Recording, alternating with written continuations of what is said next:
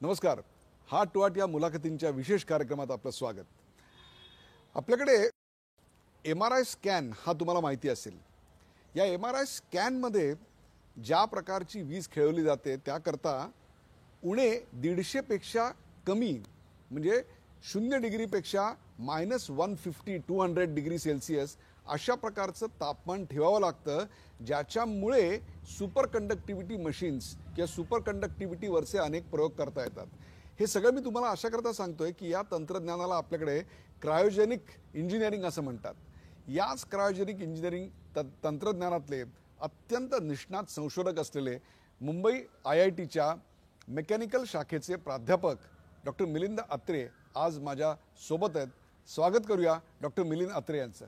Doctor Atre, स्वागत. नमस्कार. Doctor Atre यांची दुसरी अत्यंत महत्त्वाची ओळख म्हणजे ते क्रायोजेनिक इंजिनिअरिंग विषयातले तज्ज्ञ तर आहेच, परंतु भारत असेल, जर्मनी असेल, इंग्लंड असेल, अशा अनेक देशांमध्ये त्यांनी अत्यंत मोलाचं असं संशोधन केलं, नावलौकिक मिळवला आणि इथं भारतात येऊन ते सध्या इनोव्हेशन आणि एंटरप्रेन्योरशिपचे प्रमुख आहेत. या इथं बिझनेस इन्क्युबेटरमध्ये नवीन कल्पनांना जन्म दिला जातो, त्यावर संशोधन केलं जातं आणि मग त्याचं एका बिझनेसमध्ये रूपांतर केलं जातं. हे खूप नवीन आहे, परंतु आपल्या देशासाठी अत्यंत महत्त्वाचं आहे. डिजिटल इंडिया, स्टार्टअप इंडिया या घोषणांना जर खरा अर्थ यायचा असेल तर अशा प्रकारच्या इनोव्हेशन आणि एंटरप्रेन्योरशिप सेलची अत्यंत गरज आहे आणि त्याचे प्रमुख म्हणून डॉक्टर मिलिंद अत्रे सक्षमपणे ते काम पाहत आहेत. आज आपण त्यांच्याकडूनच हा त्यांचा रोमहर्षक प्रवास जाणून घेणार आहोत. पुन्हा एकदा स्वागत करूया डॉक्टर मिलिंद अत्रे यांचं. डॉक्टर अत्रे, खरोखरच एंटरप्रेन्योरशिप शिकवता येते? खरं तर नाही, पण मला असं वाटतं ज्याप्रमाणे संगीत हा विषय असतो की एखाद्या माणसाला खूप छान गाता येतं, पण जोपर्यंत त्याला हे गाण्याचे पैलू पाडता येत नाही किंवा रागातली मजा ओळखता येणार नाही किंवा कशी तान घ्यावी किंवा एखाद्या रागाचं स्वरूप कसं असावं याला नक्की शिक्षण लागतंच आणि म्हणून त्याला एक शिक्षक लागतो. त्याचप्रमाणे एंटरप्रेन्योरशिप आपल्या जीन्समध्ये असू शकेल, पण ते बाहेर यायला कोणीतरी त्याला गाईड करायला हवं, कोणीतरी मेंटरशिप हवी. त्यामुळे एंटरप्रेन्योरशिप शिकवता येणार नाही, पण त्याच्यात पैलू नक्की पाडतील. त्याला एका लेवलहून दुसऱ्या लेवलवर जायला आणि दुसऱ्या लेवलहून तिसऱ्या लेवलवर जायला मार्गदर्शन लागेलच आणि त्या दृष्टीने एंटरप्रेन्योरशिपची शिकवण्याची गरज त्या दृष्टीने पडते. तुम्ही एक निष्णात संशोधक आहात. या देशाच्या बाहेर तुम्हाला प्रचंड गलिलठ्ठ पगाराच्या नोकऱ्या होत्या, तुम्हाला अनेक चांगल्या विद्यापीठांमध्ये, संशोधन संस्थांमध्ये आमंत्रणं होती. असं असताना तुम्ही भारतात परत का आलात? हे कम्प्लिटली माझं डिसिजन आहे आणि त्याच्यामुळे जे बाहेर राहिले ते वाईट आणि परत आलेले चांगले असा माझा मुळीच गैरसमज नाही आहे. मला इथे परत यायचं होतं आणि मला असं वाटायचं की मी इथे शिकलो आहे, इथल्या शिक्षण संस्थेने मला भरपूर काही दिलं आहे आणि त्याचा लाभ माझ्या शिक्षण संस्थेला व्हायलाच हवा. तिथून पण होऊ शकतो, पण माझं एक दुसरं प्रातिनिधिक स्वरूपाचा विचार जे आहे ते मला इथे पूर्ण साध्य करायचं असतं आणि पुष्कळ लोक बाहेर राहून पण ते साध्य करतात. त्याच्यामुळे परत आलेले चांगले किंवा वाईट, बाहेर आलेले वाईट असा माझा मुळीच गैरसमज नाही आहे. भारतामध्ये IIT मुंबई ज्या वास्तूत आत्ता इथे बसून मी तुमची मुलाखत घेतोय त्या निसर्गरम्य वातावरणात तुम्ही सोसायटी फॉर इनोव्हेशन आणि एंटरप्रेन्योरशिप याचे प्रमुख आहात. काय स्वरूपाचं काम चालतं आपल्याकडे? माझ्या दृष्टीने ही सगळ्यात सध्या IIT सगळ्यात महत्त्वाची संस्था असेल, कारण IITतले स्टुडंट ज्यांना आपले स्वतःचा बिझनेस सुरू करायचा असेल आणि स्वतःची संकल्पना, एक बिझनेस संकल्पना घेऊन त्यांना जर पुढे उद्योजक व्हायचं असेल तर त्यांना त्याला आम्ही साईन म्हणतो, society for innovation and entrepreneurship. इथे आम्ही त्यांना 3 वर्षासाठी जी काही त्यांना हेल्प लागेल, इन्फ्रास्ट्रक्चर हेल्प किंवा फंडिंग हेल्प किंवा मार्गदर्शन करण्याची, मेंटरशिपची आणि वेगवेगळे VCs आणि एंजल नेटवर्क जे असतात, जे फंडिंग करतील या लोकांना, त्यांना बरोबर आणण्यासाठी जे काही लागेल ते सगळं आम्ही या साईनला करतो. आणि 3 वर्ष हा फार मोठा पिरियड आहे. या पिरियडमध्ये ती पर्टिक्युलर उद्योजक पुढे जाईल किंवा बंद पडेल, पण आमच्याकडे इतके सध्या प्रामुख्याने मुलं उद्योजक बनण्यासाठी तयार आहेत की most of them are successful right now. तर साईन ही बेसिकली संस्था अशी आहे की जिथे आम्ही त्यांना ऑफिस स्पेस देतो, 300-400 स्क्वेअर फीटची ऑफिस स्पेस देतो आणि मुख्य म्हणजे त्यांना IIT बॉम्बेच्या कॅम्पसमध्ये राहायला मिळतं. हे सगळ्यात इम्पॉर्टंट आहे, कारण इथे राहून त्यांना एकूण एक लॅबोरेटरी जी IIT बॉम्बेमध्ये आहे ती त्यांना वापरता येते. अगदी नाममात्र पैसे त्याला लागतील आणि मुख्य म्हणजे एवढे सगळे प्राध्यापक आहे, इतक्या लायब्ररीज आहे, इतके जर्नल पेपर्स अवेलेबल आहे आणि ही सगळी इन्फ्रास्ट्रक्चरल हेल्प जी आहे ही त्यांना अगदी साधारणतः अवेलेबल असते. संशोधनाचं एक वातावरण आहे आजूबाजूला आणि त्याचा प्रचंड मोठ्या प्रमाणावर फायदा होतो. ज्ञानाच्या अनेक शाखा आहेत, अनेक शाखांमधली पारंगत माणसं आपल्याकडे आहेत, त्याचा त्यांना प्रचंड फायदा होत असतो. आणि त्याच्यामुळे कुठेतरी बिझनेस इन्क्युबेटर असा एक शब्द आला. आपल्याकडे बिझनेस इन्क्युबेटरची संस्कृती नाही आहे का? कारण परदेशात मी असे भरपूर इन्क्युबेटर्स पाहिलेले आहेत, परंतु भारतामध्ये हे कमी का आहेत? मला असं वाटतं की भारतामध्ये कोणी बिझनेस करणं हेच पहिले कमी प्रमाणाचं मानायला जायचं. आमच्याकडे मला आठवतं की 10 वर्ष पहिले किंवा 7-8 वर्ष पहिले देखील एखाद्या माणसाने आपला बिझनेस सुरू केला याचा अर्थ त्याला कॅम्पसमध्ये प्लेसमेंट मिळालं नाही, इतकं वाईट त्याची परिस्थिती होती. पण आज एखादा माणूस जर बिझनेस करतो आहे तर त्याच्याकडे अगदी आदराने बघितलं जातं आणि हा खूप मोठा चेंज झाला आहे. नॅचरली बिझनेस इन्क्युबेटर पहिल्या काळात नव्हते आणि ज्याप्रमाणे या गव्हर्नमेंटने आता make in India, startup India, स्वतःची इंडियाचं सगळं तयार व्हायला पाहिजे या दृष्टीने जे पावलं घ्यायला सुरुवात केली आहे, त्या दृष्टीने आज एखाद्या माणसाने म्हटलं की मी जर बिझनेस इन्क्युबेटरमध्ये माझं ऑफिस आहे तर त्यांच्याकडे अत्यंत आदराने पाहिलं जातं आहे. स्टुडंटमध्ये देखील बघतोय मी. आणि नॉट ओन्ली दॅट, स्टुडंटला बिझनेस सुरू नसेल करायचं, त्यांना स्टार्टअपमध्ये काम करायला आवडतं आहे. हा अगदी एक मानसिक चेंज झाला आहे.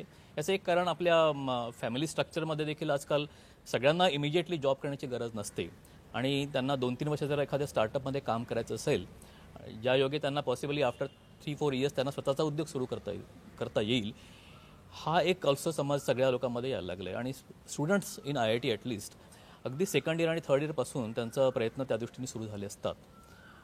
तो खूप मोठा बदल आहे. आणि बिझनेस इन्क्युबेटर ॲक्च्युली इथे need and supply basically. The moment we found की हे नीड आहे, आमचं बिझनेस इन्क्युबेटर हे खूप चांगलं काम करायला लागलं आहे. मला वाटतं बिझनेस इन्क्युबेटर ही संकल्पना बहुतेक IITमध्ये आहे, अजून इंजिनिअरिंग कॉलेजमध्ये अजून ती एवढी अंमलात आणलेली नाही. पण या सरकारचं धोरण मला असं दिसतंय की business incubator will be possibly must in the coming 5 years.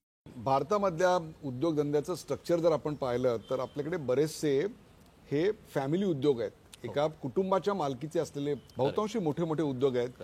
काही मल्टीनॅशनल कंपन्या देखील आहेत. परंतु या फॅमिलीमध्येच एक प्रकारचं बिझनेस इन्क्युबेशन असतं. तिथे एखादी तुम्ही आयडिया घेऊन गेलात तर तुमचा काका, मामा, आजोबा हे तुम्हाला याच्याविषयी मार्गदर्शन करत असतात. काही कम्युनिटीज याच्यामध्ये अत्यंत वाखंडा जोग्या आहेत. उदाहरणार्थ मारवाडी कम्युनिटी असेल, जैन कम्युनिटी असेल, काही गुजराती कम्युनिटी असतील, यांच्यामध्ये फॅमिली हेच एक बिझनेस इन्क्युबेशन असतं. आता मग त्यांच्या फॅमिलीचं बिझनेस इन्क्युबेशन आणि IITमध्ये सेंटर फॉर इनोव्हेशन आणि एंटरप्रेन्योरशिप यातलं इन्क्युबेशन याच्यामध्ये फरक काय आहे? It's a good question. I think मला वाटतं फॅमिलीमध्ये जे इन्क्युबेशन सुरू करतात तिथे रिस्क फॅक्टर फार मिनिमम असतो. कारण एखादा धंदा बुडाला, नवीन आयडिया जरी बुडाली तरी काही ती फॅमिली त्याच्यात डिस्ट्रॉय होत नाही. पण इथे कसं आहे, आमच्याकडे प्रत्येक ऑफिस वेगळं आहे. प्रत्येकाची संकल्पना दुसऱ्या संकल्पनेपेक्षा कम्प्लिटली डिफरंट असते. आणि तुम्ही जे फॅमिलीतलं म्हटलं, फॉर एक्झाम्पल ऑटोमोबाईल कंपनी असेल तर त्याच्यातला जो चेंज राहिला आहे किंवा नवीन संकल्पना जी राहील ती मोस्टली ऑटोमोबाईलशी रिलेटेडच राहील, अगदी ड्रास्टिकली डिफरंट राहणार नाही.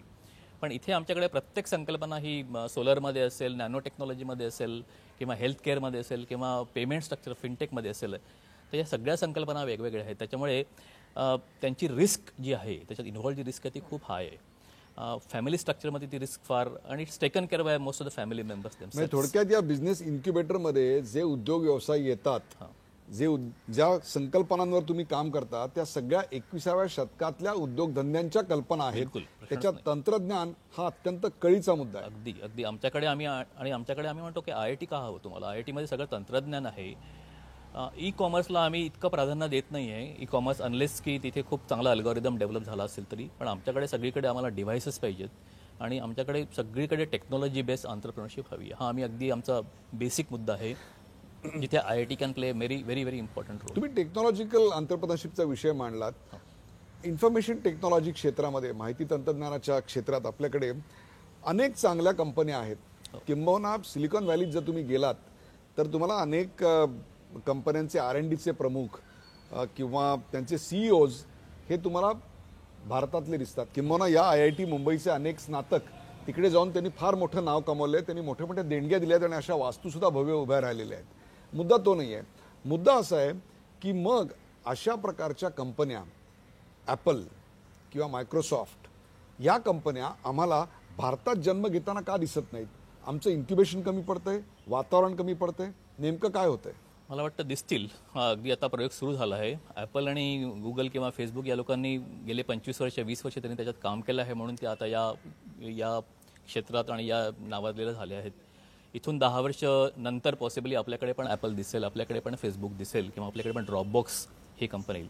ही झाली इन्फॉर्मेशन टेक्नॉलॉजीमधली. पण तुमचं म्हणणं अगदी करेक्ट आहे की इथे काम करणारे सगळे लोक भारतीय आहे. इनफॅक्ट IIT बॉम्बेचे कितीतरी लोक या कंपन्यामध्ये काम करतात आणि आमचा ॲक्च्युली तोच पॉईंट ऑफ व्ह्यू आहे की हे लोक तिकडे गेल्यानंतर जे काम करतात, कारण त्याला इम्पॉर्टन्स आहे की तिकडची इकोसिस्टम तशी आहे, तिथली पार्श्वभूमी जी त्यांना अवेलेबल आहे काम करण्यासाठी ती इतकी फेवरेबल आहे, तशी आपल्याला इकडे क्रिएट करता येईल का, तशी इकोसिस्टम आपल्या इकडे क्रिएट करता येईल का, हाच आमचा एक मोठा प्रयत्न त्या दृष्टीने सुरू आहे की. आणि त्याला आम्ही आता नवीन एक नाव देतो की high tech entrepreneurship, high tech manufacturing entrepreneurship. पण यस, इन्फॉर्मेशन टेक्नॉलॉजीमध्ये पॉसिबल आहे, कारण तिथे बहुतेक सगळे इंजिनियर्स असतात काम करणारे. पण इथे जर तुम्हाला थ्री डायमेन्शनल डिव्हाइस तयार करायचं असेल तर नुसते इंजिनिअरिंग किंवा डिझाईन तयार चालणार नाही. त्याच्यासाठी मॅन्युफॅक्चरिंग ॲबिलिटी, त्याच्यासाठी स्किल्स, हे सगळे लेवलचे लोक पाहिजे. त्याच्यासाठी डिप्लोमा होल्डर लोक देखील लागतात, त्यांना स्किल्ड मॅनपॉवर देखील लागते. त्याच्यामुळे एखादा उद्योग जर मॅन्युफॅक्चरिंग सेक्टरमध्ये करायचा असेल, न की इन्फॉर्मेशन टेक्नॉलॉजीमध्ये असेल, तर त्याच्यासाठी एक वेगळा स्किल सेट पाहिजे, त्यासाठी एक वेगळी ऑफलाईन सिस्टीम हवी. त्या दृष्टीने हा मोठा प्रयत्न असतो. नुसतं ऑफिस स्पेस असून फायदा नाही आहे. आम्ही फक्त ऑफिस स्पेस देतो, त्याला एक एक्सपेरिमेंटल लॅबोरेटरी हवी. त्याला आमच्याकडे टिंकरर लॅबोरेटरी आम्ही तयार केली आहे, जिथे सगळ्या मशीन्स अवेलेबल आहे, जिथे 3D प्रिंटर्स अवेलेबल आहे. ती 24 अवर्स उघडी असते आणि त्याप्रमाणे त्या लोकांना जर काम करायचं असेल तर ते केव्हाही तिथे काम करू शकतात, केव्हाही असेंब्ली करू शकतात, केव्हाही ते डिस्ट्रॉय करू शकतात, पुन्हा नवीन असेंब्ली करू शकतात. म्हणजे थोडक्यात या वातावरणाचा आणि तिथल्या माणसांचा DNA हा उद्योजकता बनतो आणि हायटेक उद्योजकता बनतो आणि हाच तुमचा अत्यंत महत्त्वाचा प्रयत्न आहे. अगदी. मला इथे आल्यानंतर एक शब्द वारंवार ऐकायला मिळाला, तो म्हणजे व्हर्च्युअल इन्क्युबेटर. व्हर्च्युअल इन्क्युबेटर म्हणजे काय? व्हर्च्युअल इन्क्युबेटर म्हणजे फक्त आम्ही ज्यांना फिजिकल इन्क्युबेशन देतो इथे. आणि सध्या IIT मध्ये इतकी डिमांड वाढली आहे की आमच्याकडे आता फिजिकल स्पेस अवेलेबल नाही आहे. That is one of the reasons. दुसरं असं रिझन की शेवटी त्यांना इकडून बाहेरच जायचं आहे. IIT मध्ये राहून 3 वर्ष राहून त्यांना शेवटी बाहेर न्यू बॉम्बे, पुणे, नागपूर किंवा असं कुठेतरी जावं लागेल त्यांना केव्हा तरी. त्याच्यामुळे काही उद्योजक असे आहे की ज्यांच्याकडे जागा आहे बाहेर अवेलेबल ऑलरेडी आणि तसे ते कम्फर्टेबल तिथे झाले आहेत. तर तसं असेल तर त्यांना तरी पण त्यांना आमच्याकडे साईनमध्ये यायचं आहे. तर त्या लोकांना आम्ही व्हर्च्युअल इन्क्युबेशन म्हणतो की ज्यांना फिजिकल इन्क्युबेशनची गरज नाही, त्यांच्याकडे ऑलरेडी जागा आहे आणि ते तिथे काम करायला तयार आहे, पण त्यांना आमच्या अमरेलाखाली साईनच्या अंडर त्यांना यायचं आहे. अशा लोकांना आम्ही व्हर्च्युअल इन्क्युबेशन म्हणतो. 1984 मध्ये BTech झालेला एक आमचा स्टुडंट आहे, ज्यांनी MS आणि PhD अमेरिकेत केलं, इंटेलमध्ये काम केलं 8 वर्ष आणि त्यांनी 5th टाइम एंटरप्रेन्योरशिप त्यांनी पुन्हा सुरू केली आहे. 5th टाइम एंटरप्रेन्योर तो इथे आहे. त्याचा एक्सपिरियन्स इतका चांगला आहे की त्याच्याबरोबर नेक्स्ट 4-5 माणसांना त्याचं डायरेक्ट नॉलेज मिळतं. तर ही जी संकल्पना आहे आणि आमच्याकडे कंटिन्युअस वर्कशॉप सुरू असतात. जर फायनान्स आहे, मार्केटिंग आहे, बँकिंगचं नॉलेज आहे, अकाउंट्सचं नॉलेज आहे, HRचं नॉलेज आहे, हे आम्ही नेहमी असे वर्कशॉप ऑर्गनाईज करून या लोकांना शिकवत असतो. अनेकदा मी असं पाहिलेलं आहे की शास्त्रीय संकल्पना अतिशय उत्तम असतात, परंतु त्याला जेव्हा व्यावसायिक ढाच्यामध्ये आपण टाकतो तेव्हा त्याचं एक बिझनेस मॉडेल तयार होत नाही. आणि ते बिझनेस मॉडेल तयार न झाल्यामुळे अनेक महत्त्वाच्या शास्त्रीय संकल्पना मागे पडतात किंवा ते व्यवसाय उभे राहू शकत नाहीत. आता ही जी व्यावसायिक मांडणी आहे ती आणि शास्त्रीय संकल्पनांची मांडणी यांची सांगड तुम्ही तुमच्या बिझनेस इन्क्युबेटरमध्ये कशी घालता? की मला असं वाटतं शासकीय इनफॅक्ट गव्हर्नमेंटकडनं खूप सध्या महत्त्वाची हेल्प या लोकांना सुरू आहे आणि खूप त्यांना ग्रँट्स देण्याचा प्रयत्न सुरू आहे. पण ती ग्रँट्स डायरेक्टली उद्योजकांपर्यंत देणं हे गव्हर्नमेंटकडनं शक्य नाही आहे, कारण तो उद्योजक काय लायकीचा आहे, त्याचं काय लेवल आहे, त्याचा बिझनेस प्लॅन कसा आहे, त्याचा बिझनेस आराखडा कसा आहे, त्याचे पुढचे प्रोजेक्शन काय आहे, हे इन्क्युबेटर्स लोकांना चांगलं कळतं. सो गव्हर्नमेंटच्या ग्रँट्स जर ह्या इन्क्युबेटर्समधून गेल्या, ते आता आम्ही साईनमध्ये देतो आहे. गव्हर्नमेंट ऑफ इंडियाने खूप ग्रँट दिल्या आहेत आणि खूप सुरू केलं नवीन ग्रँट देणं. ते डायरेक्टली उद्योजकाला न देता, कारण प्रत्येकाला त्या डायरेक्टली उद्योजकापर्यंत पोहोचता येत नाही. पुष्कळदा असं झालं की पैसे त्यांनी दिलेत पण तो उद्योजक गायब झाला, त्याचा धंदा केव्हा बंद पडला, त्याचा कंप्लीट ॲटिट्यूड केव्हा चेंज झाला गव्हर्नमेंटला कळतच नाही. पण इन्क्युबेटरमध्ये त्यांचं अगदी मायक्रो मॅनेजमेंट सुरू असतं. त्यांचं अगदी 3 महिन्यानंतर त्यांनी पुढे काय स्टेप्स आहेत, त्यांचे माइलस्टोन्स काय आहे, त्यांनी किती बिझनेस केला, त्यांचा किती प्रॉफिट झाला, प्रॉफिट न झाला तर तो का नाही झाला, हे सगळे कॅल्क्युलेशन तिथे सुरू असतात. त्यांना तिथे प्रेझेंटेशन द्यावं लागतं. त्याचप्रमाणे त्यांना नेक्स्ट ग्रँट जेव्हा मिळेल, जेव्हा त्यांचे अर्लियर टार्गेट्स पूर्ण होतील, माइलस्टोन्स पूर्ण होतील, तरच त्यांना पुढची ग्रँट मिळते. त्यामुळे गव्हर्नमेंटने हा सगळा जर पैसा उद्योजकांना जो पैसा जातो तो जर इन्क्युबेटरमध्ये दिला आणि जो की आत्ता प्रयत्न सुरू आहे तर ते उद्योजकांपर्यंत व्यवस्थित त्याचं मी अनेक असे उद्योग पाहिलेत की जे 25-30 कोटीपर्यंत जातात आणि तिथेच थबकतात, त्याच्यापेक्षा ते पुढे जात नाहीत. याचं कारण त्या उद्योजकांकडे तांत्रिक ज्ञान जे आहे ते अत्यंत परफेक्ट असतं. They are brilliant engineers. परंतु व्यवसाय चालवायला फक्त इंजिनिअरिंग नॉलेज उपयोग पडत नाही. तिकडे तुम्हाला HR नॉलेज लागतं, फायनान्सचं नॉलेज लागतं, मार्केटिंगचं नॉलेज लागतं. मला सांगा, हे सगळं तुम्ही तुमच्या बिझनेस इन्क्युबेटरमध्ये देता? नॉलेज आम्ही देत नाही, पण आम्ही असे वर्कशॉप्स कंडक्ट करतो. आणि आता आमच्याकडे 4-5 कंपन्या आहेत ज्या ऑलरेडी 100 crores त्यांनी क्रॉस केलं आहे. आणि हे मी गेल्या 6-7 वर्षात सांगतो आहे. 6-7 वर्षात एखाद्या कंपनी आणि एका टेक कंपनी, ते IT कंपनी नाही आहे, त्यांनी 100 crores क्रॉस करून जाणं हे अगदी विशेष आहे. याचं नॉलेज आम्ही त्यांना देतो, डायरेक्टली न देतो आम्ही इनडायरेक्टली देतो. कारण आमच्या बिझनेस इन्क्युबेटरमध्ये अशा कंपन्या एकमेकांच्या बाजूला अशा उभ्या असतात आणि त्यांच्यामध्ये लॅटरल डिस्कशन एवढं असतं. एखादा मोठा एक्सपिरियन्स आंतरप्रेनर जो असेल तो एका यंग आंतरप्रेनरशी जेव्हा बोलतो आमच्या इन्क्युबेटरमध्ये, क्या बात आहे. त्याचं सगळं 1984मध्ये बीटेक झालेला एक आमचा स्टुडंट आहे ज्यांनी MS आणि PhD अमेरिकेत केलं, इंटेलमध्ये काम केलं 8 वर्ष, आणि त्यांनी 5th टाइम आंतरप्रेनरशिप त्यांनी पुन्हा सुरू केली आहे. 5th टाइम आंतरप्रेनर तो इथे आहे. त्याचा एक्सपिरियन्स इतका चांगला आहे की त्याच्याबरोबर नेक्स्ट 4-5 माणसांना त्याचं डायरेक्ट नॉलेज मिळतं. तर ही जी संकल्पना आहे, आणि आमच्याकडे कंटिन्युअस वर्कशॉप सुरू असतात. जर फायनान्स आहे, मार्केटिंग आहे, बँकिंगचं नॉलेज आहे, अकाउंट्सचं नॉलेज आहे, HRचं नॉलेज आहे, हे आम्ही नेहमी असे वर्कशॉप ऑर्गनाईज करून या लोकांना शिकवत असतो. त्याचा खूप फायदा होतो. इनफॅक्ट आता सध्या सगळ्यात जास्त फायदा आम्ही करून घेत असले आहे. आणि आता नवीन स्टुडंट्स पण ते अटेंड करायला लागले आहेत. नॉट ओन्ली द IIT मुंबईचं आणखीन एक महत्त्वाचं वैभव काय असेल तर त्यांची जी माजी विद्यार्थ्यांची प्रचंड मोठी फळी आहे आणि ती अत्यंत दैदिप्यमान अशी नावं त्याच्यामध्ये आहेत. हे जे माजी विद्यार्थी आहेत ते या बिझनेस इन्क्युबेटरला काही मदत करतात का? हो, अगदी. इनफॅक्ट आम्ही आमच्या प्रत्येक इन्क्युबेटीला, प्रत्येक कंपनीला त्यांना अगदी हे कंपल्सरी आहे की त्यांना 1-2 मार्गदर्शक हवेच, मेंटर हवेच. आणि most of this mentors are our alumni. आणि आमच्याकडे त्याची सगळ्यांची नोंद आहे. आमच्याकडे सगळ्यांचं की मी सोलर म्हटल्याबरोबर माझ्याकडे 100 नाव येतात की हे लोक या सेगमेंटमध्ये काम करतात आहे IITच्या. सो सोलर म्हटलं, फिनटेक म्हटलं, क्लीन टेक्नॉलॉजी झाली आजकाल, नॅनो टेक्नॉलॉजी झाली, इलेक्ट्रॉनिक्स म्हटलं, हे सगळे मला नावं समोर दिसतात एकदम पटकन. आणि इम्पॉर्टंटली काय झालं की हे लोक जेव्हा केव्हा मुंबईला येतात ते IITला येतातच येतात. त्यांची लॉयल्टी इतकी IITशी चांगली आहे की ते आम्हाला बोलवावं लागत नाही त्यांना. लिटरली काही डॉक्टर, कुठल्याही प्रकारचं संशोधन म्हटलं की त्याच्यात फेल्युअर आलंच. अगदी. किंबहुना 10 चांगल्या आयडिया हाताशी घेऊन आल्यानंतर एखादी आयडिया अशी असते की जी क्लिक होते. त्या 9 आयडिया असतात त्या संपून जातात. फेल्युअर कसं हँडल करता? ॲक्च्युली फेल्युअर आम्हाला अजून आलं असेल तर मला अजून मी असं म्हणेल की 15-20% कंपन्या आतापर्यंत फेल झाल्या आहे. याचं कारण अगदी मी 6-7 वर्षाबद्दल बोलतो आहे. आम्हाला अजून 5 वर्षानंतर पूर्ण क्लॅरिटी येईल. हे इन्क्युबेटर आहे, हे काही 100% सक्सेसफुल होणं शक्यच नाही आहे. We would like to have more and more failures. In fact काही प्राध्यापकांच्या कंपन्या फेल्युअर झाल्या आहेत. प्राध्यापक नक्कीच technology as a plus point घेतात. आमच्याकडे प्राध्यापकांच्या 22 कंपन्या बाय द वे. या आतापर्यंत 78 कंपन्या आमच्याकडे झाल्या आहेत. त्यातनं 22% या प्राध्यापकांच्या कंपन्या आहेत. हे फार विशेष आहे. आणि ते प्राध्यापक प्लस त्यांचे स्टुडंट असं कॉम्बिनेशन आहे. आणि त्याच्यातला 1-2 प्राध्यापकांच्या कंपन्या फेल झाल्या. कारण प्रत्येक ठिकाणी असं वाटतं की technology is the only element for a successful startup. नाही, सक्सेसफुल स्टार्टअपसाठी टेक्नॉलॉजी हवी ऑफकोर्स, पण त्याचा मे बी 20-30% पर्यंत त्याची रिक्वायरमेंट असेल आहे. As you sed, HR, marketing, finance, leadership quality, gelling of it team is very important. आणि कधी तिथे फेल होतो आम्ही. पण फेल्युअर घेणं इतकं सोपं नाही. पण फेल्युअर इथे आम्ही घेऊ शकतो कारण हे शेवटी IITचे स्टुडंट आहे. इथे जरी फेल झालं त्यांना माहिती आहे की बाहेरच्या वर्ल्डमध्ये failure in entrepreneurship is very well respected. त्यांना जॉब अगदी 2 times the salary that they get outside. So failure in entrepreneurship is welcome. उद्योग चालू केला आणि त्यात तुम्ही जर अयशस्वी झालात तरी तुम्हाला दुप्पट पगाराच्या नोकऱ्या मिळतात. ॲब्सोल्युटली. आणि त्याच्यासाठी IITची डिग्री त्यांना नक्कीच कामात येते.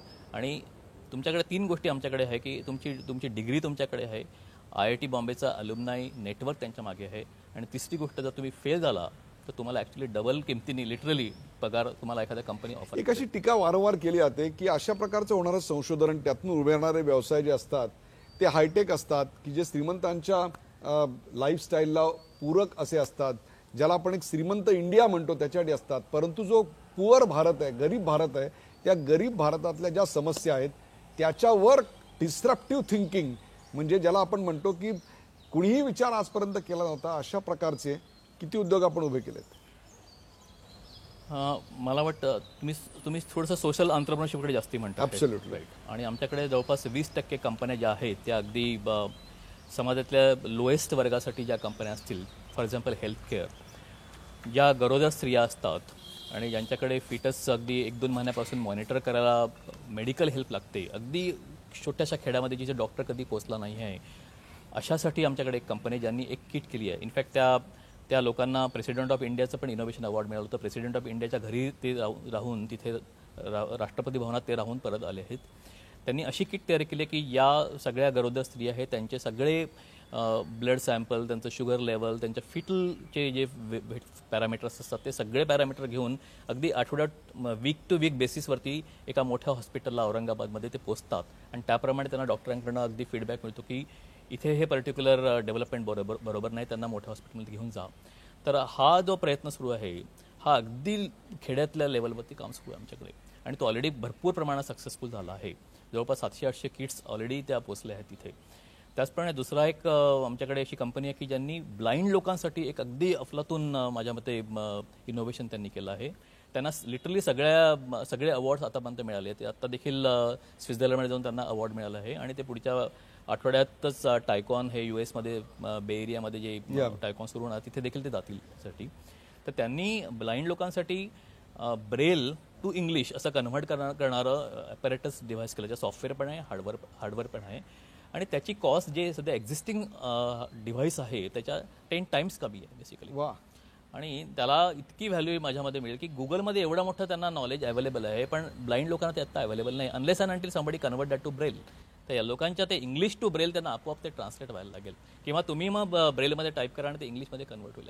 त्यामुळे त्यांना एक नॉर्मल मोबाईल फोन वापरून त्यांना सगळ्या लोकांशी कम्युनिकेट करता येईल, त्यांना ब्रेलची गरज भासणार नाही त्यांना.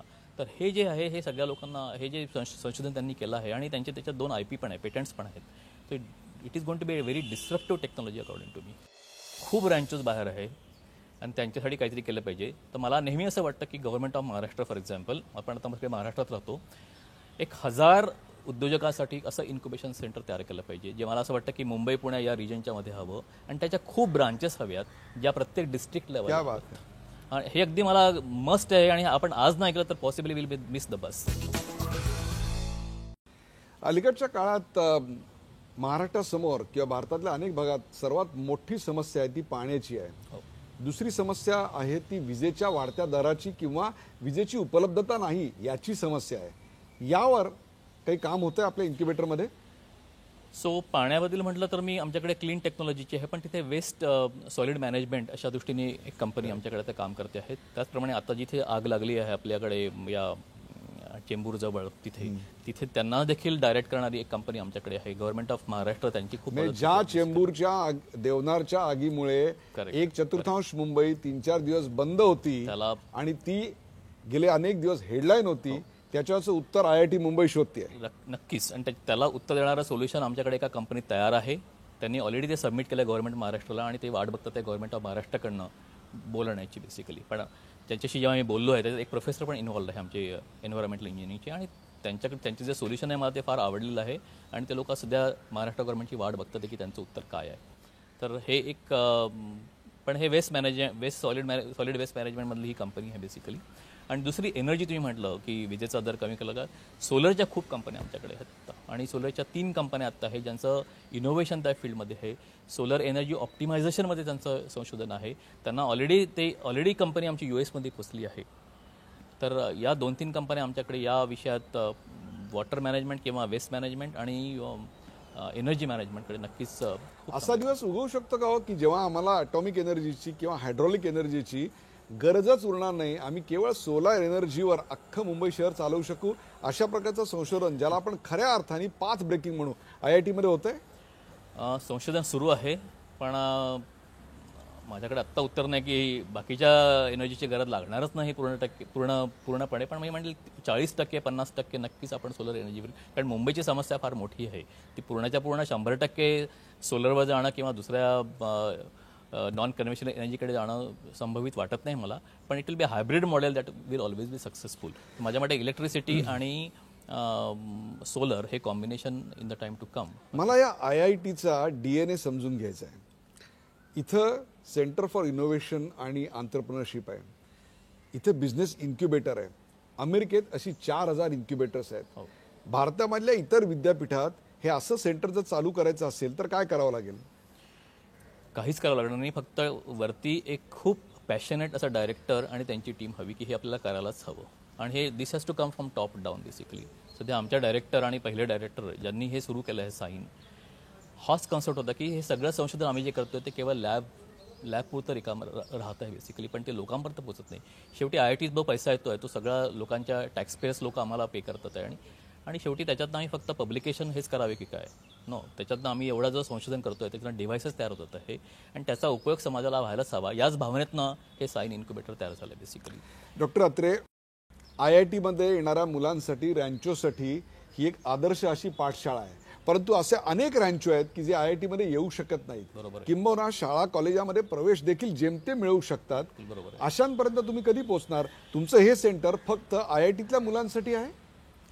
IITच्या मुलांसाठी नाही आहे, पण आम्ही आत्ता म्हणतोय की जी फाउंडिंग टीम मेंबर असतात एखाद्या कंपनीची, त्याच्यातला ॲटलिस्ट एक जण आम्हाला IIT बॉम्बेचा हवा आहे आत्ता. बस सपोज 4 लोकांची टीम असेल त्याच्यातनं एक जण तरी आम्हाला IIT बॉम्बेचा हवा आहे आत्ता. याचं कारण की आमच्याकडे सध्या लिमिटेड स्पेस आहे अवेलेबल म्हणून. पण तुमचं म्हणणं अगदी बरोबर आहे, खूप ब्रँचेस बाहेर आहे आणि त्यांच्यासाठी काहीतरी केलं पाहिजे. तर मला नेहमी असं वाटतं की government of Maharashtra for example, आपण आता महाराष्ट्रात राहतो, 1000 उद्योजकांसाठी असं इन्क्युबेशन सेंटर तयार केलं पाहिजे, जे मला असं वाटतं की मुंबई पुणे या रिजनच्या मध्ये हवं आणि त्याच्या खूप ब्रांचेस हव्यात ज्या प्रत्येक डिस्ट्रिक्ट लेवल. हे अगदी मला मस्ट आहे आणि आपण आज नाही ऐकलं तर possibly will be miss the bus. तो मी अमेरिकेत जाऊन ते प्लग अँड प्ले म्हणून एक तिथे मोठं इन्क्युबेटर सेंटर आहे आणि ते बघितल्यानंतर मला असं वाटलं की खरी गरज आपल्याकडे आहे, त्यांच्याकडे आता गरज नाही आहे. कारण इथे सगळे प्रॉब्लेम्स आहे, इथे सगळ्या अपॉर्च्युनिटी आहे, इथे मार्केट आहे. तर आपल्याला असं सेंटर इथं उभं करता येईल का? आणि असं सेंटर आपण इथे तयार केलं तर त्यावरती एक ॲडव्हायझरी बॉडी हवी की डिसिजन घेईल. गव्हर्नमेंटशिवाय, गव्हर्नमेंट त्याच्यात नको करता इनोकॉल आणि त्याच्या सगळ्यांचेच ब्रांचेस सगळ्या डिस्ट्रिक्ट सेंटरमध्ये हव्या. उद्या अकोल्यासारख्या एका लहान गावातनं एक सुंदर इनोव्हेशन होऊ शकतं. आणि मी सुद्धा बघितलं आहे, त्याला IIT द्यायची गरज नाही. प्रॉब्लेम सभोवताली प्रॉब्लेम बघूनच त्याचं सोल्युशन त्यांना कळतं. त्या लोकांना खरा स्कोप मिळाला पाहिजे. तर मला खरंच हे वाटतं की हे IIT मध्येच इनोव्हेशन होतं असं नाही आहे. इथल्या लोकांना मार्ग मिळतो आहे, पण खूप सारे रँचोज आहे आणि त्यांना आपण आता रँचोबद्दल बोलतोय म्हणून माझा हा प्रश्न आहे की आम्ही मध्यंतरी यंग इनोव्हेटर अवॉर्ड्स ही कल्पना आणली आहे. त्याच्यामधून गावागावामधल्या शाळांमध्ये कॉलेजांशी संपर्क साधून जे विद्यार्थी इनोव्हेशन करतायत त्यांचा आम्ही सन्मान केला आणि अफलातून कल्पना आमच्या समोर आल्या. म्हणजे एका छोट्याशा हातातल्या डिव्हाइसनी शेवग्याच्या शेंगा कशा काढता येतील इथपासून पाणी आणि गोळी हे एकत्र न येता, गोळी न दिसता ग्लास तोंडाला लावला की पाणी कसं पिता येईल इथपासून ते डायबिटीज झालेल्या माणसाला हातातल्या छोट्याशा डिव्हाइसनी 2 रुपयात ECG कसा काढता येईल किंवा 15 रुपयात तुम्हाला ब्रेस्ट कॅन्सर झालाय की नाही याचा जो लंप आहे तो आयडेंटिफाय करता येईल. असली डिस्ट्रप्टिव्ह सगळ्या टेक्नॉलॉजीज आपल्या समोर येत आहेत. मी तुम्हाला अशा करता विचारतोय की तरुणाई नेमकी आत्ता कोणत्या विषयावर काम करताना दिसते? स्वतःच्याच श्रीमंतीच्या बद्दल विचार करते का आजूबाजूच्या समस्यांवर त्यांना काहीतरी संशोधन करायचंय?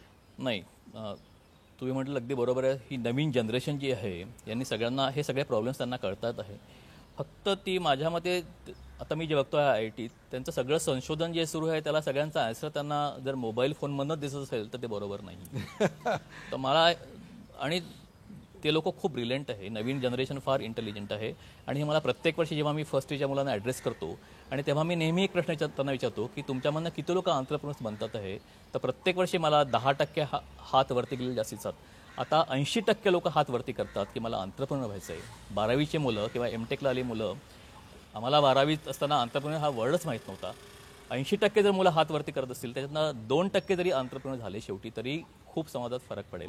फक्त मला नेहमी यांना सांगायचं वाटतं की सगळ्यांचा मार्ग, इनोव्हेशनचा मार्ग हा मोबाईल फोनमध्ये नाही आहे. मोबाईल फोन कधी कधी बाजूला ठेवून खरं डिव्हाइस तयार करायला अजून खूप त्याच्यात इन्व्हॉल्व्ह व्हायला लागेल.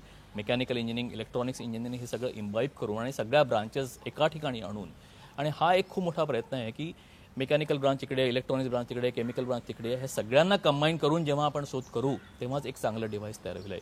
त्या दृष्टीने आम्हाला प्रयत्न केलेच पाहिजे. अशी ही जी मुलं येतात ज्यांना आंतरप्रनर व्हायचं असतं, उद्योजक व्हायचं असतं, आणि जे दरवर्षी 10% जास्त हात वर करतात आणि सांगतात की आम्हाला उद्योजक व्हायचं आहे, खरोखरच त्यांच्यात उद्योजकतेची क्षमता असते का? हे जे सगळं वातावरण आहे IITचं ते त्यांना उद्योजक बनवायला भाग पाडतं? हो किंवा नाही, दोन्ही आन्सर त्याच्यात आहे. काही लोकांकडे जीन्स असतात बेसिकली, पण असाही एक वर्ग आहे आणि तो माझ्या मते पालकामध्ये जास्ती दडला आहे की ज्यांना असं वाटतं की आपला मुलगा इंटेलिजंट असेल तर त्याला 25 लाखाचं पॅकेज मिळालं पाहिजे, त्याला 1 करोडचं पॅकेज मिळालं पाहिजे, तरच तो इंटेलिजंट म्हणून प्रूव्ह होईल. त्यांना आपला मुलगा उद्योजक झालेला आवडत नाही, कारण प्रत्येकांना वाटतं की शिवाजी महाराज दुसऱ्यांच्या घरी यावा, माझ्या घरी शिवाजी महाराज नको व्हायला. तर आंत्रप्रनर हा दुसरीकडे व्हायला हवा, माझा मुलगा पॉसिबली आंत्रप्रनर न व्हायला हवा, असं पालकांचं म्हणणं आहे. पण मुलांमध्ये आता जे आहे त्यांच्या पियर्समध्ये जर कोणी आंत्रप्रनर होत असेल तर त्याला इतका सध्या आदरयुक्त भावनेने त्याच्याकडे बघितलं जातं. तर त्याच्यामुळे माझ्या असं वाटतं की या मुलांमध्ये ते जीन्स आहे. आणि आमच्याकडे आम्ही आता बीटेक मायनर इन आंत्रप्रनरशिप असा डिग्री कोर्स सुरू केला आहे. हे अगदी IIT Bombay is the first IIT to do that thing. अजून कोणीही तो प्रयत्न सुरू नाही केला. आणि आमच्याच एका अलुमनानी DS सेंटर फॉर आंत्रप्रनरशिप, भरत देसाई, जो एका मोठ्या प्रसिद्ध कंपनीचे हेड आहेत, ते त्यांनी आम्हाला पैसे दिलेत आणि त्याच्यावरती आम्ही बीटेक मायनर इन आंत्रप्रनरशिप सुरू केला आहे कोर्स. त्याचा तिथून म्हणजे 3rd सेमिस्टरपासून एक विषय आंत्रप्रनरशिप ओरिएंटेड, मार्केटिंग, फायनान्स, पेटंटिंग हे सगळं नॉलेज त्यांना देत आणि त्यांना आम्ही नुसतं क्लासरूम लर्निंग न करता त्यांना एक ॲक्च्युअल लाईव्ह प्रॉब्लेम सोसायटीमधला बघायला सांगतो आणि त्या दृष्टीने त्यांना एक डिव्हाइस तयार करायला आम्ही प्रूफ ऑफ कॉन्सेप्ट लॅबोरेटरी तयार केली आहे. आणि हा कोर्स सुरू करण्याच्या अगोदर मी स्वतः, माझे एक कलिग आहे प्रोफेसर कुसरे, आम्ही दोघांनी मिळून MIT, बर्कले या युनिव्हर्सिटी, स्टॅनफर्ड या युनिव्हर्सिटी जाऊन त्यांचा स्टडी केला, त्यांच्या कोर्सचा स्टडी केला आणि त्याला आम्ही इंडिजिनाइज केलं त्यांना. कारण तसाच्या तसा कोर्स इंडियामध्ये आणणं पॉसिबल नाही, कारण आपले जीन्स वेगळे, त्यांचे जीन्स वेगळे, आपली इकोसिस्टम वेगळी आहे, त्यांची इकोसिस्टम वेगळी आहे. तर आम्ही तो कोर्स कम्प्लिटली टर्न अराउंड केला आणि आपल्यासाठी हा कोर्स कसा रिडिफाईन करता येईल त्याप्रमाणे आम्ही डिफाईन करून हा कोर्स इकडे सुरू केला आहे. आणि त्या कोर्सला मुलांचा इतका उत्तम प्रतिसाद आहे. आणि नॉट ओन्ली दॅट, आम्हाला स्टॅनफर्डच्या प्रोफेसरांना आम्ही इथे बोलावलं या सेमिस्टरमध्ये आणि त्यांनी हा कोर्स या मुलांसाठी इथे केला आणि ते या मुलांना पाहून चकित झाले की हे मुलं इतक्या ब्रिलियंट स्टँडर्डचे आहे, no less than what I have in Stanford basically. So असा कोर्स आम्ही आता सुरू केला आहे आणि याची आम्हाला हे फक्त 2च वर्ष झाले हा कोर्स सुरू करून. आणि in the time to come at least 5 वर्षानंतर आम्हाला याचे फ्रूट्स नक्की दिसतील. भारतामध्ये इतकं नॉलेज आहे आणि इतके ब्रेनी किड्स आहेत आणि ते किड्स तुम्हाला कुठेही मिळतील, झोपडपट्टीत देखील मिळतील आहे आणि श्रीमंत वर्गात पण मिळतील. त्यांना फक्त चॅनलाइज केलं पाहिजे फक्त बस. पण ज्या तऱ्हेने कॉलेजेसवरती येतात आहे आणि ज्या तऱ्हेने ॲडमिशन्स होतात आहे त्याच्यातनं बघितल्यानंतर कधी वाईट वाटतं. पुष्कळ ठिकाणी मी असंही बघितलं की फायनल इयरचा मुलगा फर्स्ट इयरला शिकवतो आहे कारण टीचर्स नाही आहे म्हणून. तर असे इंजिनियर्स करून फायदा नाही. देशामध्ये एक असं वातावरण आहे आपल्याकडे आत्ता की लुकिंग बॅकवर्ड्स अशा प्रकारचा संदेश मिळतो की काय, अशी एक शंका अनेकांच्या मनामध्ये येते. म्हणजे IITमध्ये संस्कृत शिकवलं जावं किंवा आमच्या पुराणामध्ये, वेदांमध्ये जे काही शास्त्र होतं त्याच्यावर संशोधन व्हायला हवं. आपल्या या बिझनेस इन्क्युबेटरमध्ये अशा जुन्या काळातल्या काही कल्पनांवर काम होतंय का की एकाच माणसाला 100 मुलं झाली किंवा विमान आलं आणि सदेह वैकुंठाला गेले, अशा प्रकारच्या ज्या कल्पना आहेत त्याच्यावर काही काम करायला आपल्याला भाग पाडलं जातं किंवा मुलाला त्यात रस आहे? नाही, अजून तरी मी कोणामध्ये तो त्या दृष्टीने, कारण त्याच्यामध्ये शेवटी बिझनेस हवा, नुसता रस होऊन फायदा नाही की त्याला how to make money out of that thing is very important. So converting your knowledge to wealth, अजून तिथे हा मला दिसला नाही की त्या दृष्टीने याच्यात कसे प्रयत्न करता येईल. पण answer to your question is अजून तरी नाही. रिसर्चमध्ये पैशाचं रूपांतर ज्ञानात होतं आणि इनोव्हेशनमध्ये ज्ञानाचं रूपांतर पैशात केलं जातं. तुमच्या ह्या बिझनेस इन्क्युबेटरमध्ये नेमकं काय करता? दोन्ही संधी असतात, कारण शेवटी ज्ञान तयार करण्यासाठी रिसर्च हवंच आणि ज्ञान आम्ही त्यांना म्हणतो की yes we want to make money. आणि शेवटी त्या ज्ञानाला काही अर्थ नाही जर जोपर्यंत ते ज्ञान 4 भिंतीमध्येच राहील, ते बाहेर गेलंच पाहिजे, समाजात गेलंच पाहिजे. आणि जेव्हा त्यांना पैसा मिळेल तेव्हाच ते ज्ञान दुसऱ्या लेवलला जाऊ शकेल. कारण प्रत्येक ठिकाणी वर्षन 1, वर्षन 2, अल्फा लेवल, बीटा लेवल असतंच. त्याच्यामुळे प्रत्येक लेवलचं प्रॉडक्ट जे आहे ते समाजात पोचलंच पाहिजे, त्याच्यात त्यांना पैसे मिळाले पाहिजे, तेव्हाच ते लोक नेक्स्ट लेवल R&D मध्ये पैसे टाकू शकतील. तर हे दोन्ही ठिकाणी मला वाटतं दोन्ही दृष्टीने प्रयत्न सुरू आहे. पण माझा नेहमी भर आहे की convert your knowledge to wealth. There is no point in saying की मी चॅरिटीसाठी करतो, याला काही अर्थ नाही आहे. नेक्स्ट वर्षन R&D तुम्हाला करायचं असेल तर पैसा त्या लागेल. ज्ञानामधून काहीतरी संपत्तीचं निर्माण झालं पाहिजे. हवं. असं एक संशोधन जे प्रचंड गाजलं IITचं, आणि ते म्हणजे तुम्ही ड्रोनवर लावलेला कॅमेरा आम्ही पाहिला 3 इडियट्स नावाच्या चित्रपटामध्ये. त्याची निर्मिती ज्या बिझनेस इन्क्युबेटरमध्ये झाली तो बिझनेस इन्क्युबेटर तुमचा. काय सांगाल त्याच्या जन्माची कहाणी? हो, त्या कंपनीचं नाव आहे आयडिया फोर्ज, आणि ते 3 किंवा 4 मुलं होते, मेकॅनिकल इंजिनियर, इलेक्ट्रिकल इंजिनियर. त्याच्यातनं मला वाटतं दोघांनी नंतर IIM जाऊन MBA पण केलं होतं. आणि ती आता कंपनी आपल्या भारताच्या पूर्ण सीमा रक्षणासाठी ते त्यांचे ड्रोन वापरले जातात आहे. DRDOने त्यांचं संशोधन अगदी मोठ्या नेक्स्ट लेवलला घेतलं आहे. आणि ते आता न्यू बॉम्बेमध्ये आहे. आमच्याकडे ते ग्रॅज्युएट झाले 2010 किंवा 2011 ते सायन्समधनं ग्रॅज्युएट झाले. पण त्यांची स्टोरी सांगताना मी सांगेल की त्यांचा स्टार्टिंगचा प्रयत्न अगदी वेगळ्या दृष्टीने होता. आणि this is true with most of the incubating. आपण आपला उद्योग एका डायरेक्शन सुरू करतो, आणि जेव्हा कळतं की आता जेव्हा आपण सज्ञान होतो की आता इकडून न जाता इकडे वळलेलं बरं, त्याला आपण बिझनेस पिव्होटिंग म्हणतो. Most of the companies have done such pivoting. आणि ते बरोबर वेळेत करणं हे फार इम्पॉर्टंट असतं. त्याला मार्गदर्शन लाभलं पाहिजे. तर ही कंपनी जी देखील होती ती पहिले दुसऱ्या डायरेक्शन चालली होती, पण नंतर त्यांनी पिव्होटिंग केलं. त्यावेळेला आमिर खान इथे आले होते. त्या लोकांनी हे इनोव्हेशन बघितलं आणि त्यांना ते फार आवडलं. इथेच तो प्रयोग झाला सगळा. पण तेव्हा ते यावेळा साईनमध्येच इन्क्युबेट होत होते बेसिकली.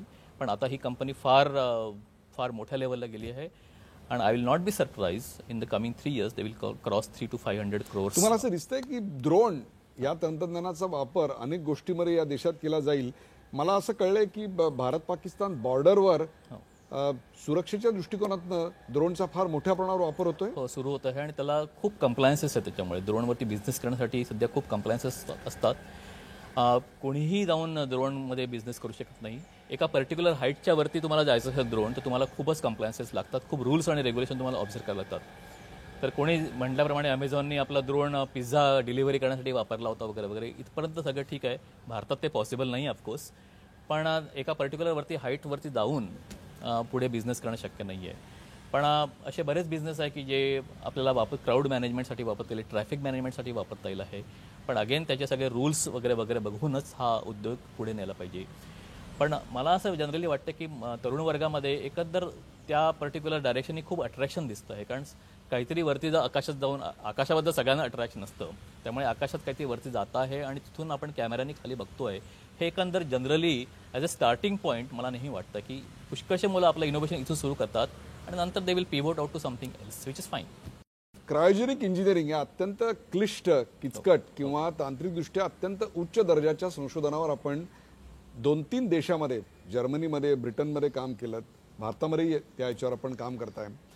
आज डिजिटल इंडिया, स्टार्टअप इंडिया, अनेक प्रकारच्या गोष्टी बोलल्या जात आहेत. एकीकडे इंजिनिअरिंगचे अनेक कॉलेजेस विद्यार्थ्यांविना ओस पडलेली आहेत. त्यांना विद्यार्थी मिळत नाहीत. त्यांचा दर्जा असा आहे की जिकडे पास झालेला मुलगा पुण्याच्या लक्ष्मी रोडवर एखाद्या कापडाच्या दुकानात कात्री घेऊन कापड कापायला उभा असलेला आम्हाला दिसतो, तर दुसरीकडे 100 पैकी 100 मार्क मिळवूनही तुम्हाला काही कॉलेजेसमध्ये प्रवेश मिळत नाही आहे. काय सांगाल या सगळ्याच्या बद्दल?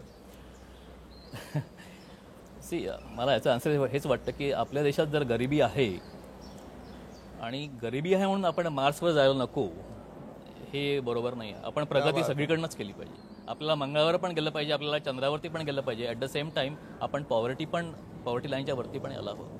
त्याच्यामुळे संशोधन हे व्हायलाच हवं.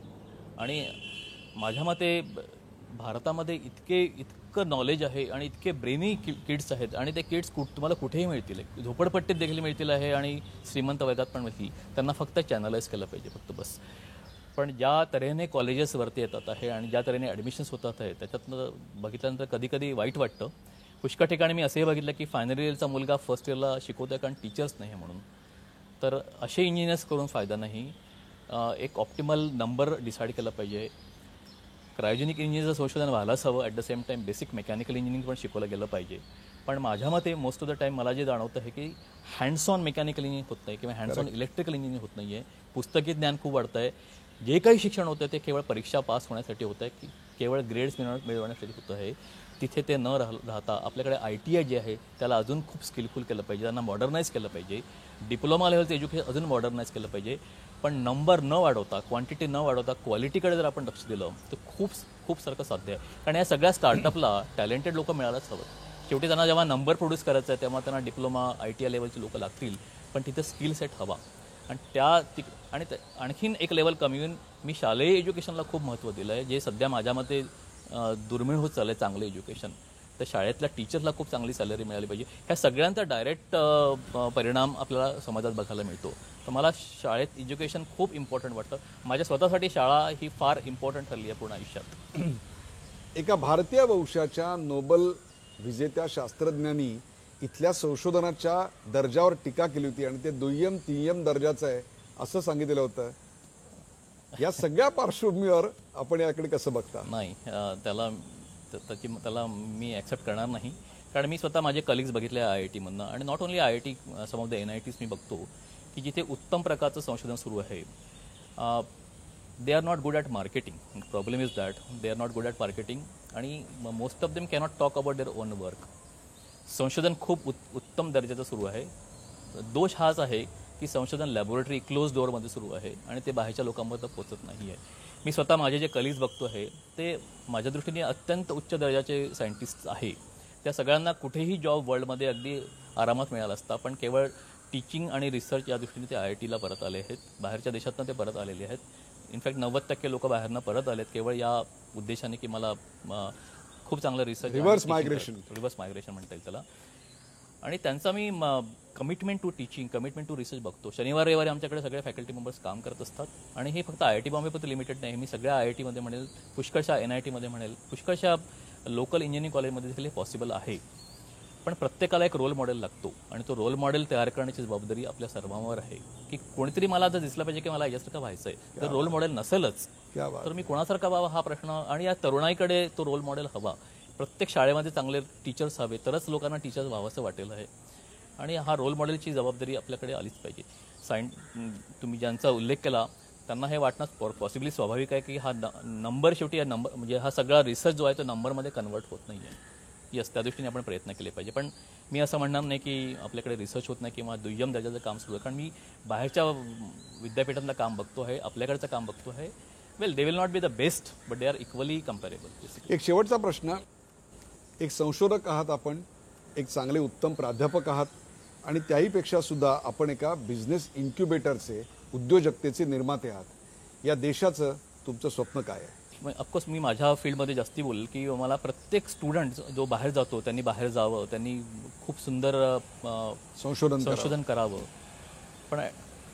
पण तिथे जाऊन माझा भारत असा आहे, माझ्या भारतामध्ये करप्शन खूप आहे, किंवा पैसे दिल्याशिवाय कुठलंही काम होत नाही वगैरे वगैरे, हे टीका करणं खूप सोपं आहे. मी सगळ्यातनं बघितलं आणि सगळ्याच झालं आहे. तर असा भारत होईल का की ज्याच्यामुळे त्यांना फर्स्ट प्रायोरिटी परत यावं असं वाटेल. किंवा मला नेहमी वाटतं की can we have BTech, MTech, PhD किंवा तत्सम डिग्र्या इंडियातच करायच्या आणि त्या डिग्र्या घेऊन पूर्ण वर्ल्डवरती राज्य करावं. इंडियन डिग्र्या घेऊन वर्ल्डवरती राज्य करावं. भारतीय डिग्र्या घेऊन जगावर राज्य करायचं स्वप्न पाहणाऱ्या एका संशोधकाची, प्राध्यापकाची आणि बिझनेस इन्क्युबेटरची ही मुलाखत फक्त विद्यार्थ्यांसाठीच नव्हे तर शिक्षण क्षेत्रातल्याच शिक्षकांसाठी नव्हे तर सर्वांसाठीच, या देशावर प्रेम करणाऱ्या प्रत्येक भारतीयासाठी अत्यंत प्रेरणादायी होती. आंतरप्रिनरशिप आणि एज्युकेशन यांची सांगड घालत व्यवसायाचा मुहूर्तमेढ रोवणारी एक संस्था या देशात उभी राहते आणि ती IIT सारख्या अत्यंत शिक्षणाने भारलेल्या अशा वातावरणात निर्माण झालेली आहे. त्याच्यातनं अनेक उद्योजक निर्माण होत आहेत. उद्याच्या भारतासाठी आशादायक काय असा प्रश्न विचारला तर त्याचं उत्तर ज्या व्यक्तीपाशी येऊन थांबतं त्या मिलिंद अत्रेंशी हा चाललेला संवाद. धन्यवाद मिलिंद अत्रे, इतक्या प्रचंड मोठ्या वेळाबद्दल. थँक्यू.